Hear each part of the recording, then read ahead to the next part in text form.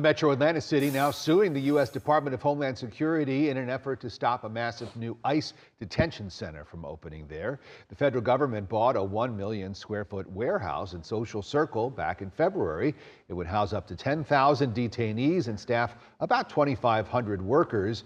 Atlanta News first got a hold of the 32-page lawsuit that says converting the warehouse into an immigration mega center will harm Social Circle's public health, safety, and environmental interests. The lawsuit argues DHS and ICE skipped required environmental and community impact reviews. They also claim the facility would overwhelm Social Circle's water and sewage capabilities.